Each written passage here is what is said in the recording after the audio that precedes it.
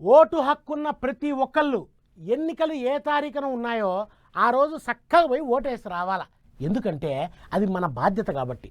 కానీ కొంతమంది polling day రోజు సెలవిచ్చినా సరే ఇంట్లో కూర్చొని దేశాన్ని ఉద్ధరించినట్టు మాట్లాడుతుంటారు. అట్లాంటి వాళ్ళని మార్చేదానికే ఇప్పుడు ఎన్నికల సంఘం ఆఫీసర్లు రకరకాల ప్రయత్నాలు చేస్తున్నారంట.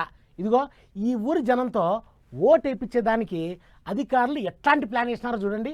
అక్షింతల సొంటి పసుపు బియ్యము గదేందో ఆకు చేతిలో పెడుతుర్రు. అటెంకా ఏదో పండగకు రమ్మన్నట్లే పిలిచిపోతుర్రు. ఇంతకు గీ ఆకు అక్షింతల పండగ ఏంటిది కావచ్చు అని అనుకుంటుర్రా? ఓట్ల పండుగలా ఓట్ల పండుగ. ఇక ముచ్చటేందంటే ఛత్తీస్గఢ్ రాష్ట్రం సుర్గుజ నియోజకవర్గం బాలరాంపూర్ అనే ఊరు దిక్కుండే చాలా మందికి ఓట్ల ఇల్వ అంతగా తెలియదట. దాంతో ఎప్పుడు ఓట్లైనా జనం ఓట్లేయనికే వస్తలేరట.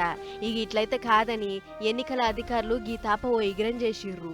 ఊర్ల పొంటి ఉండే మహిళా సంఘాలతోని మాట్లాడి ఓటింగ్ శాతాన్ని పెంచే బాధ్యత జర మీరే చూసుకోవాలి, మీ వెనక మేము ఉంటాం అని కోరిర్రట. అట్లా ఆడోళ్ళు ఊరోళ్ళ సాంప్రదాయం ప్రకారం పసుపు బియ్యం ఇచ్చి సాలషెట్టాకులను ఇంటింటికి ఇచ్చుకుంటూ పోయిర్రు. పోయిన కాడల్లా తప్రీద్ పోకుండా జర ఓటేయుర్రులా అని చెప్తుర్రు. ఆకు మీద ఓట్లు ఏ తారీఖు నాడు ఎన్ని గంటల నుంచి ఎన్ని గంటల దాకా అన్నది రాసి పత్రికల లెక్కనే వంచుతుర్రు.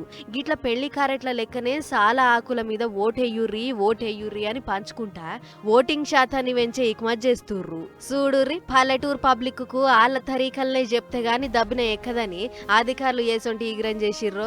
ఏదేమన్నా గాని దీంతో ఓటింగ్ శాతం పెరుగుతుందా లేదా అనేటిది అటెంక ముచ్చట గాని మొదలు గీ అధికారులు చేసిన ఉపాయాన్ని అయితే తారీఫ్ చేయాల్సిందే అని అంటుర్రు గీ ముచ్చట చూసిన పబ్లిక్.